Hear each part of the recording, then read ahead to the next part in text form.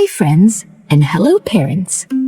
Today, we are tackling a massive reading and spelling puzzle that tricks almost everyone. Have you ever noticed that some words sound exactly the same in the middle, but they are spelled completely differently? Look at these three words, herd, bird, and surf.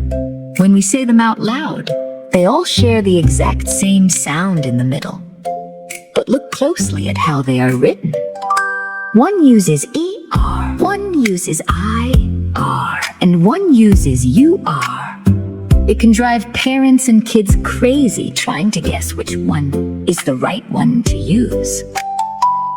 Parents, if you've been trying to sound these words out letter by letter with your child, you've probably hit a wall. That is because the letter R is a total troublemaker. We call him the bossy R.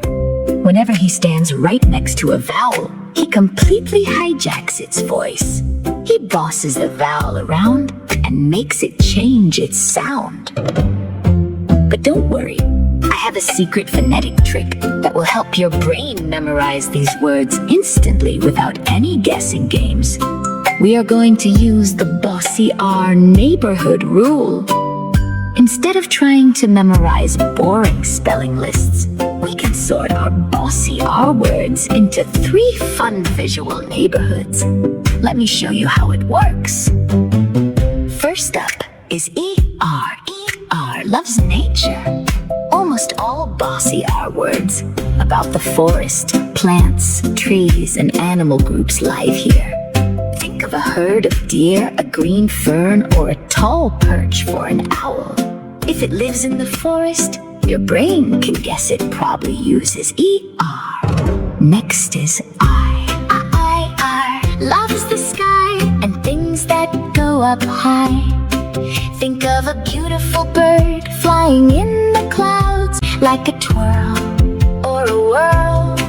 When you think of the sky, your brain can link it straight to I. Finally, we have you, or you are, loves the ocean and big actions. Think of a massive ocean wave where people go to surf, or the rolling water that starts to churn.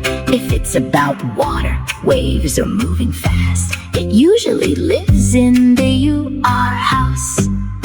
Let's put our new trick to the test. If I want to spell the word surf, which neighborhood does it belong to? Is it the forest, the sky, or the ocean? That's right, it's the ocean. So we use UR to spell surf.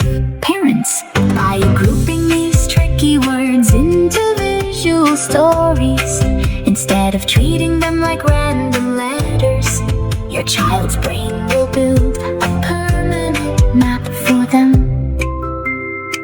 Practice sorting your words into the 3 houses today, and you'll beat the bossy R every single time. See you next time in the Phonics cave.